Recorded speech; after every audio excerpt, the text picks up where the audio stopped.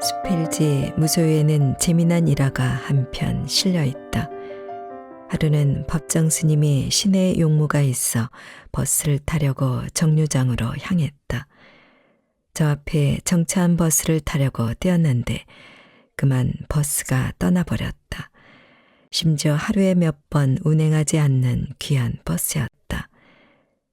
조금만 일찍 정류장에 나올 걸 법정은 스스로 후회하고 원망했다. 그러자 마음이 불편해지고 이내 고통이 찾아왔다. 불현듯 고통에 빠진 법정의 마음에 놀랍게도 한 줄기 깨달음이 찾아왔다. 아, 내가 너무 빨리 정류장에 도착했네. 내가 탈 버스는 뒤에 오고 있는데. 법정은 다시 차분해진 마음으로 다음 버스를 기다리며 사색과 독서를 즐겼다. 간발의 차이로 놓친 버스가 내가 탈 버스라고 생각하니 우리는 고통에 빠지는 것이다.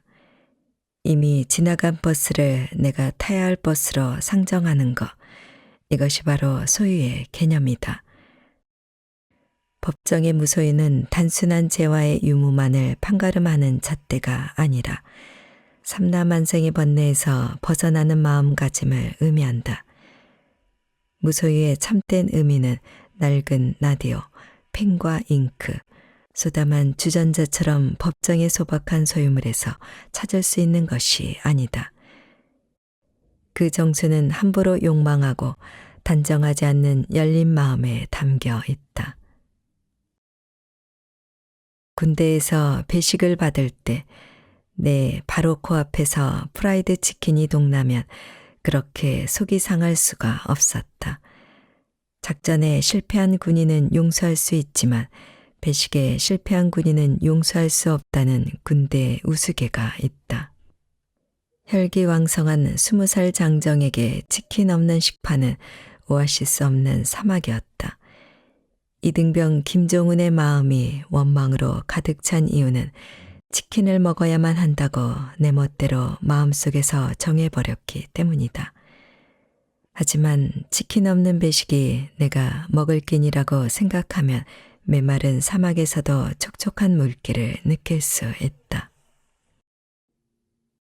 경제뉴스에 특정 주식이 급등했다는 소식이 실리면 우리 모두는 108번뇌에 빠져든다. 아, 나도 알았는데, 아, 언택트 시대가 올 줄 알았는데, 나는 왜 그 주식을 사지 못했을까? 그 주식을 쓸어 담았어야 하는데, 허나 1년 전 그 주식은 내가 소유할 주식이 아닌 것이다. 내가 탈 버스가 아니고 내가 먹을 반찬이 아닌 것처럼 말이다.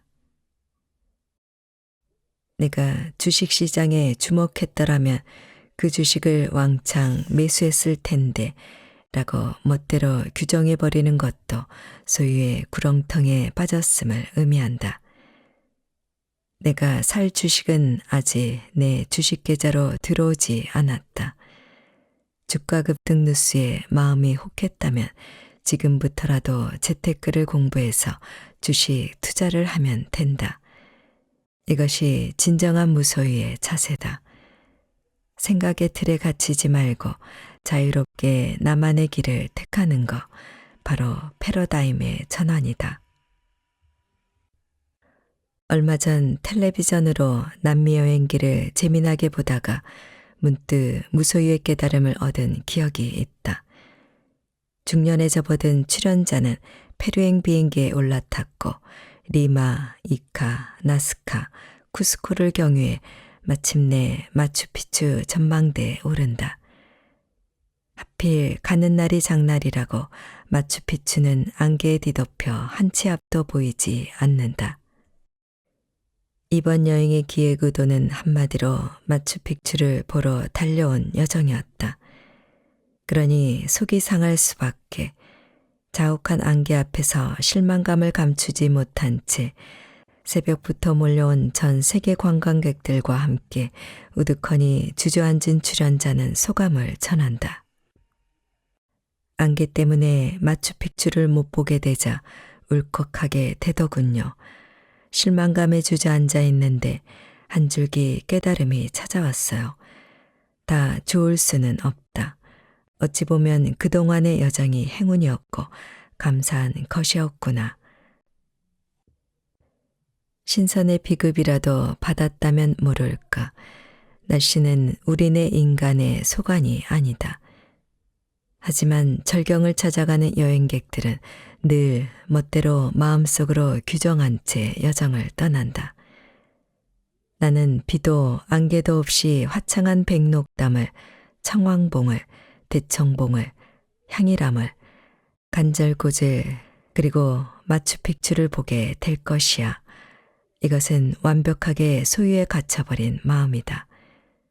그런데 그 실망하던 출연자가 소유의 속박을 버리고 무소유의 정신에 가까워지자 놀랍게도 안개가 걷히며 마추픽추는 그 찬탄할 만한 비경을 오롯이 드러냈다. 은메달리스트보다 동메달리스트가 행복하다는 유명한 심리 실험 결과가 있다.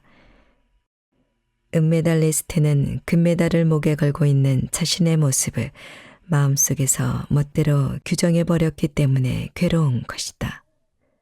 다시 말해 이것은 소유의 태도다. 반면 동메달리스트는 메달을 걸지 못할 수도 있다는 상황이 마음속에 규정되어 있기 때문에 도리어 만족감이 높다. 법정에 무소유를 제대로 실천하려면 은메달리스트가 되더라도 제멋대로 집착하지 말고 흔들리지 말지어다. 행복에 대한 현대인들의 강박도 일종의 소유다. 영화나 드라마를 보면 주인공이 주먹을 불끈 쥐고 내지르는 함성을 종종 듣는다. 하지만 현실에서 그렇게 아드레날린을 뿜어내며 즐거워할 일은 평생에 한두 번이다. 그나마 당신이 억세게 운이 좋다면 말이다. SNS를 두어 시간만 들여다보면 온 세상이 행복으로 가득하다. 해외여행에 명품에 호텔 스위트룸에 미슐랭 맛집으로 온통 도배되어 있다. 아, 나도 저들처럼 누리며 행복해야지. 억지스레 남과 비교하며 스스로에게 행복을 강요하는 것 역시 잔인한 폭력이다. 행복하지 않아도 괜찮다는 마음이야말로 행복으로 다가가는 비결이자 무소유를 실천하는 길이다. 행복하지 않은 인생도 존중받아 마땅한 삶의 여러 양식 가운데 하나일 뿐이다. 아내가 공자에게 말했다. 저는 좀 나아졌습니다. 공자가 물었다. 무슨 의미이냐? 저는 인의를 잊었습니다. 좋구나, 허나 아직 부족하다. 다음에 다시 아내가 말했다. 저는 좀 나아졌습니다. 공자가 물었다. 무슨 의미이냐? 저는 예약을 잊었습니다. 좋구나, 허나 아직 부족하다. 다음에 또 다시 만나 아내가 말했다. 저는 좀 나아졌습니다. 공자가 물었다. 무슨 의미이냐? 저는 좌망을 할 수 있게 되었습니다. 공자가 깜짝 놀라 물었다. 좌망이란 무엇이냐? 아내가 답했다. 몸을 잊고 지혜를 잊는 겁니다. 몸을 떠나고 지혜에서 떠나면 근 도와 하나가 되는데 이것이 바로 자망입니다. 공자가 말했다. 하나가 되면 호의 감정이 사라지고 도와 함께 변하면 집착이 사라질 것이다. 아내야, 너는 정말 똑똑하구나. 나도 너의 뒤를 따라야겠다. 장자, 대종사.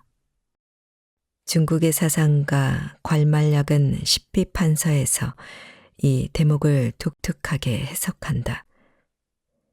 도를 터득한 사람들은 적게 가진 자를 얕보지 않고 성공을 대단하게 여기지 않고 스스로 무엇인가를 계획하지 않고 시기를 놓쳐도 후회하지 않고 때를 얻더라도 몸을 잊지 않고 높은 곳에 오르더라도 두려워하지 않고 물속에 빠져도 젖지 않고 불구덩이에 떨어져도 뜨거워하지 않는다고 한다. 광말약의 해석에 따르자면 장자가 말하는 도의 핵심은 결국 법정이 이야기하는 무소유와 일맥상통하는 개념이다. 그의 해석에는 본질적인 실존을 앞세우는 장자의 사상이 잘 녹아 있다. 우리는 우리 자신에게 마땅히 이루어야 할 의무를 덧씌우며 살아간다. 공부를 잘해서 대학에 가야 하고 좋은 직장에 취업해야 하고 결혼을 해서 아이를 낳아야 한다. 하지만 누구도 우리의 삶을 이렇게 규정할 수 없으며 우리의 실존은 사회가 강요하는 여러 의무보다 중요하다.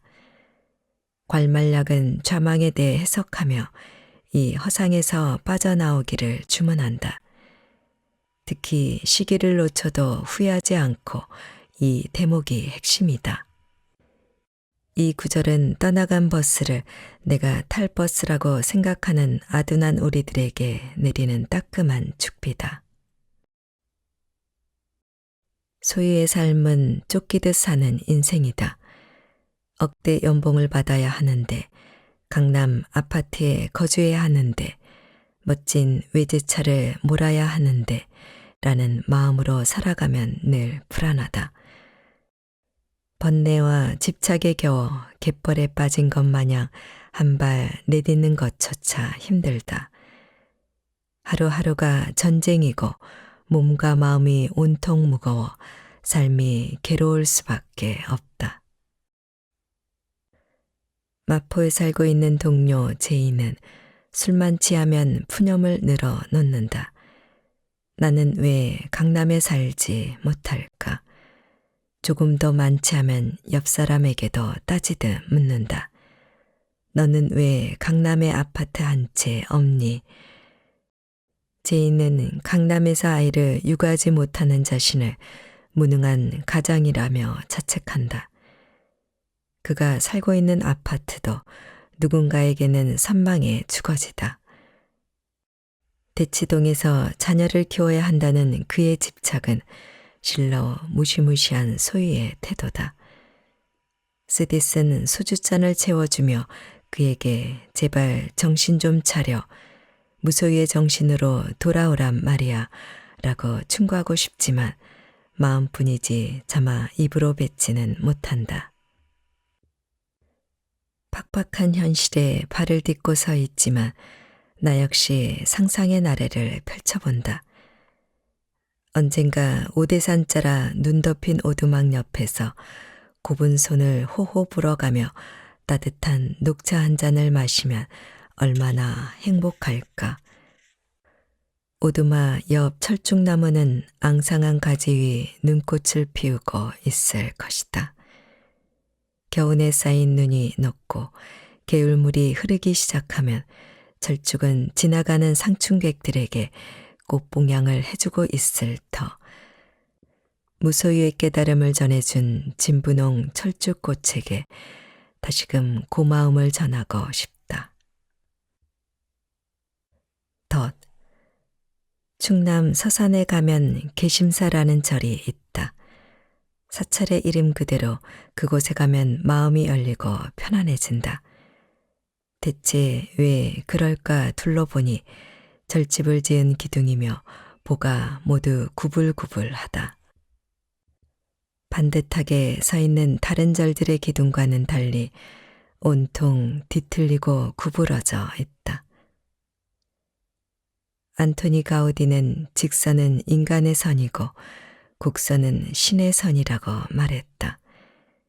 그리고 자신의 말대로 구엘 공원, 성가족 성당, 까사밀라 등 세계적인 건축물을 설계하며 곡선을 활용했다. 개심사의 주지와 목수는 가우디와 같은 미적 감각을 지닌 인물들이었을까? 물론 그럴 수도 있다. 하지만 내 추측은 다르다. 우리나라의 나무는 대체로 휘어져 있다. 캐나다 노키에서 볼 수 있는 침엽수림처럼 하늘 높은 줄 모르고 쭉쭉 뻗어 있지 않다. 하여 늘씬하게 뻗은 기둥이나 볼을 얻기 위해서 그보다 훨씬 큰 나무를 베어 다듬어야 한다. 큰 나무를 얻으려면 깊은 산중으로 들어가는 게 당연한 이치다. 곱게 뻗은 기둥을 얻고자 하면 심산유곡으로 찾아가야 하고 당연히 그곳으로부터 그 무거운 나무를 실어 날라야 하니 사람의 힘으로는 붙이고 응당 수레에 실어야 한다. 그런데 평지의 길과는 달리 산중에서 소나 말이 끄는 수레로 나무를 나르려면 산중턱에 자리 잡은 작은 나무를 베어내고 길을 터야 가능하다. 한마디로 고등 기둥과 볼을 이용하려면 묵수의 수고로움이 몇 갑절 더해지는 것은 물론이요. 이유도 없이 작은 나무의 생명이 쓰러져 갈 수밖에 없다. 개심사의 주지가 이 점에 주목한 것은 아닐까. 일주문부터 시작해 범종가, 대웅전에 이르기까지 절집의 모든 기둥과 보는 올곧아야 한다는 소유의 관점에서 벗어나 철저히 무소유를 실천한 것은 아닐까. 만약 이 추측이 옳다고 가정한다면 기둥과 보가 곧아야 신도의 경외감을 일으키고 사찰에 권위가 설 것이라는 소유의 관점을 과감히 버린 셈이다. 문득 궁금해진다. 법정은 개심사를 방문한 적이 있을까?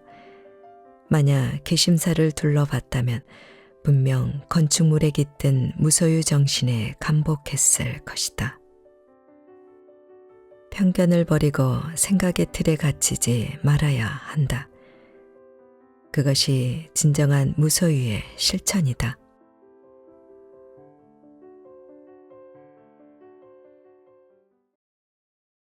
우리는 행복하다는 사실을 모르기에 불행하다. 니체, 결코 후회하지 말라. 후회는 한 가지 어리석음에 또 다른 어리석음을 더하는 것이라고 스스로에게 말하라. 만약 후회할 만한 나쁜 일을 저질렀다면 앞으로는 좋은 일을 하겠노라 다짐하라.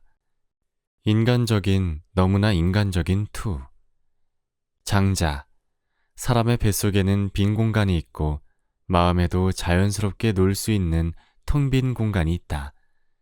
마음에 자연스럽게 놀 수 있는 텅 빈 공간이 없으면 눈, 귀, 코, 입, 마음, 지식, 지혜 등에 의해 발동한 정욕들이 서로 싸우게 된다. 사람들이 큰 숲속이나 산속을 좋아하는 이유는 정신이 정욕을 견디지 못했기 때문이다. 외물. 대체로 우리는 잔잔한 행복을 길게 만끽하는 경우보단 어떤 고통에 젖어 있거나 환희에 젖어 있는 경우가 많다. 소확행이라는 말이 유행하는 이유도 작지만 잔잔한 행복을 느끼는 경우가 별로 없다는 반증이다. 사랑이 실종되었으므로 사랑을 부르짖듯이 말이다. 사소한 행복은 큰 노력 없이 자신이 이미 가지고 있는 것 가운데 어떤 것을 용기 있게 선택했을 때 찾아오는 것일지도 모른다. 우리는 우리가 행복하다는 사실을 모르기에 불행하다. 행복은 공간적으로나 시간적으로 먼 곳에 있는 것이 아니라는 의미다.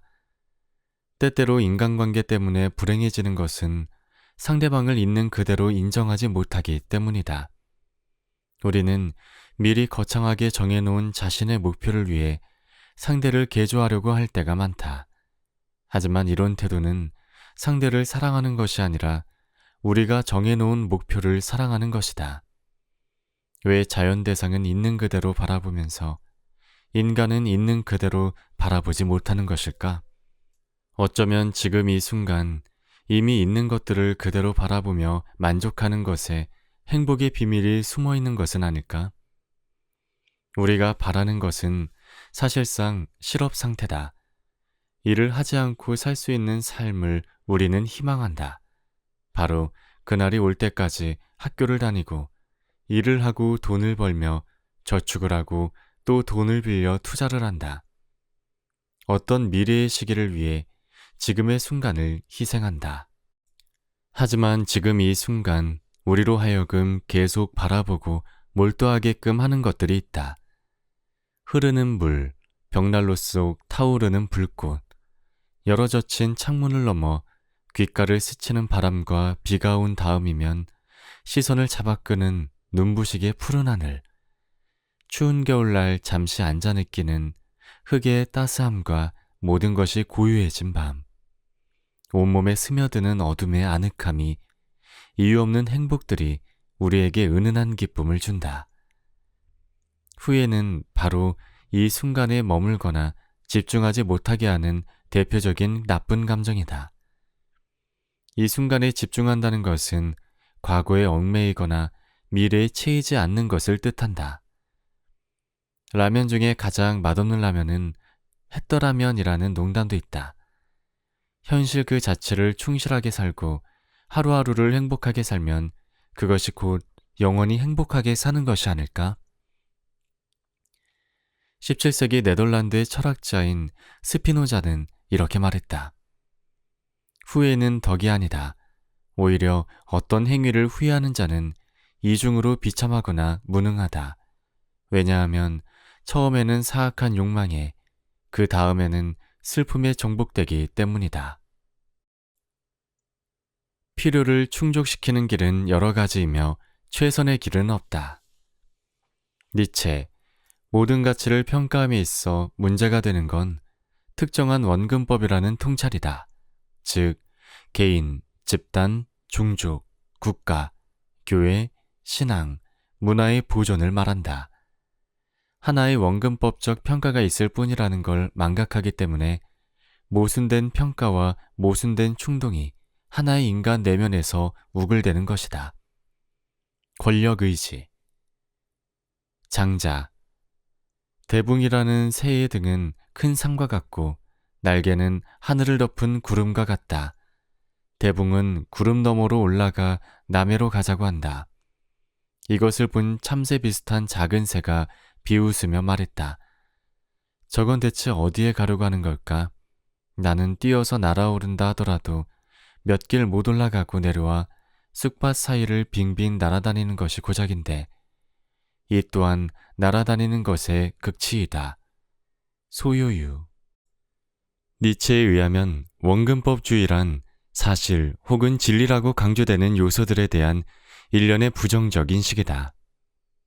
니체는 원근법주의를 모든 것은 달리 해석될 수 있는 것이며 그것은 스스로의 배후에 아무런 의미도 가지고 있지 않으며 도리어 무수한 의미를 가지고 있다라고 정의하고 있다. 이런 입장은 장자에게도 짙게 나타난다. 장자에 의하면 옳고 그름은 항상 양립하며 자신이 처한 입장에 따라 달라진다. 쉽게 이야기해서 자신에게 유용하면 옳고 그렇지 못하면 그르다고 판단하는 게 인간의 속성이라는 말이다. 선과 악이라고 하는 도덕적 가치 판단도 결코 사실이 아닌 하나의 해석에 불과한 원근법적 평가라고 본다. 장자의 아포리즘에서 대붕과 작은 새는 각각 자신들의 입장에서 삶을 전망하고 있다. 모든 존재는 자신이 속한 틀의 한계 내에서 세상을 바라볼 수밖에 없으며 단지 자신이 대상과 관계 맺고 있는 물리적 거리나 심리적 거리에 따라 이것과 저것을 구분할 뿐이다. 관찰은 그 관찰자가 위치한 좌표에 의해 결정된다. 결국 모든 인간이란 인식하는 자의 위치에 따라 내려지는 제약된 해석일 수밖에 없다. 대붕을 비웃는 작은 새는 자신의 입장에서 삶을 바라보고 있을 뿐이다. 장자는 자기 마음이 진정으로 원하는 자연적 욕구를 충족시켜야만 한다고 말한다. 자연 그대로의 마음으로부터 우러난 것이 아닌데도 단지 대외적으로 유의미하다는 이유로 무조건 따른다면 이는 온전한 덕을 갖추지 못한 것이다. 다음은 장자의 소요유에 나오는 우화 한 토막이다. 뱁새는 깊은 숲속에 둥지를 지을 때도 나뭇가지 하나면 충분하고 두더지는 넓은 강물을 마신다 하더라도 고작 자신의 작은 배를 채우면 그만입니다. 그만 돌아가 쉬십시오, 왕이시여. 인간은 자기의 생애 조건에 걸맞게 살아야만 진정한 자유를 누릴 수 있다. 장자는 한쪽이 다른 한쪽을 공격할 수밖에 없는 한계를 지적한다. 동시에 이 양방향의 입장이 모두 의미가 있다고 보는 가치의 확장성을 강조한다. 장자는 어떤 필요를 충족시키는 유일한 최선의 길을 제시하려고 하진 않았다. 필요를 충족시키는 길은 다수이며 그 어느 것도 최선의 길일 수 없다. 니체 또한 이렇게 말했다. 이것이 나의 길이다. 너희들의 길은 어디 있는가? 나는 내게 길을 묻는 자들에게 이렇게 대꾸해왔다. 왜냐하면 모두가 가야 할 단 하나의 길이란 아예 존재하지 않기 때문이다. 차라투스트라는 이렇게 말했다. 결핍은 충족을 위한 조건이다. 질병은 삶을 위한 더 풍부한 삶을 위한 자극제로 효과적이다. 나는 나 자신을 포함해 삶을 새롭게 발견했다. 나는 모든 좋은 것, 다른 사람들이 쉽사리 맛볼 수 없을 사소한 것까지 맛봤다. 내 건강의 의지와 삶의 의지를 나는 나의 철학으로 만들었다. 제대로 된 인간은 자신의 유익한 것만을 맛있게 느낀다. 그는 해로운 것에 대한 치유책을 알아맞힐 수 있다. 그는 우연한 나쁜 경우들을 자기에게 유용하게 만들 줄 안다. 이 사람을 보라. 장자. 지리소라는 사람은 턱이 배꼽으로 가려지고 어깨가 정수리보다 높으며 상투는 하늘로 뻗어 있고 오장이 위로 올라가 있으며 두 개의 넓적다리가 갈비뼈와 이어져 있다. 비록 몸이 온전치 않았으나 그는 징집령이 내려졌을 때 군대에 가지 않아도 되었고 도리어 정부에서 병자에게 곡식을 배급할 때 어마어마한 양의 곡식과 열묶음의 땔감나무를 받기까지 했다. 인간세. 니체는 사망하기 전 10년의 세월을 병상에서 보냈다. 하지만 건강 문제로 교수직을 휴직하고 요양한 경험이 그의 철학을 살찌웠다. 거주지, 기후, 음식의 변화, 스위스 산지의 맑은 공기, 이탈리아의 햇살은 그의 건강을 잠시나마 회복시켜 주었다. 특히 그는 1879년 3월부터 9월까지 7개월 동안 바젤과 제네바, 취리히, 비센, 엔가딘, 생무리츠, 라이프치히, 나움부르크 등 무려 16번이나 거주지를 바꾼다. 완전히 방랑자의 삶이다. 그러나 이 방랑 경험이 그의 사유를 숙성시켰다. 연구만이 사유를 깊어지게 하는 게 아니다. 여행 또한 깊은 사유를 가능하게 한다. 질병은 인식의 수단이고 인식을 낚는 낚싯바늘로서 반드시 필요하다. 인간적인, 너무나 인간적인 원. 질병은 니체를 세상과 단절하게 만들었지만 그 단절이 니체에게 새롭고 창의적인 생각을 할 기회를 제공했다. 그때까지 자신을 가두던 낡은 사회적 간섭에서 벗어나 자유로운 사유의 비상을 시작할 수 있게 된 것이다. 장자도 니체와 비슷하게 결핍을 발전적으로 승화시켰다. 장자는 이상적 인간의 유형에 외모가 추하거나 몸이 온전치 않은 이들을 포함시켰다. 그리고 단지 도의 초월적 경계만이 아니라 삶의 생생한 가치들도 함께 끌어안으려 했다. 몸이 불편한 지리소가 건강하게 태어난 사람보다 행복하다는 역설적 발언은 사회적 안전망이 망가져 어디에서도 최소한의 평안함을 보장받을 수 없는 엄혹한 현실에 대한 날카로운 풍자다. 당시에 몸이 불편해 권력의 입장에서의 별 쓸모가 없는 지리소가 그 덕에 오히려 자유로웠다고 말함으로써 권력의 잔인성을 폭로하기도 한다. 사실 인간에게 나타나는 불완전함이란 상대적이다. 이를테면 축구장에 곱게 깔린 잔디밭에서는 옥수수가 잡초 취급을 받겠지만 일반 텃밭에서는 필수 작물일 뿐이다. 생명 그 자체나 자연 사물의 나쁜 원칙이란 존재하지 않는다. 마찬가지로 자연 사물로서의 인간에게도 나쁜 원칙이란 없다. 어떤 형태를 지니든 이미 그 자체로 가치가 있는 것이다. 인간의 불완전한 마음도 마찬가지다. 마음이 비뚤어진 사람을 치료하려는 사람은 비뚤어진 마음을 똑바른 마음이 되도록 고치는 것이 아닌 비뚤어진 마음을 당사자가 익숙하게 받아들이고 살 수 있도록 도와야 한다. 자연의 눈으로 보면 모든 인간은 나름대로 자기 존재 의의를 지닌다.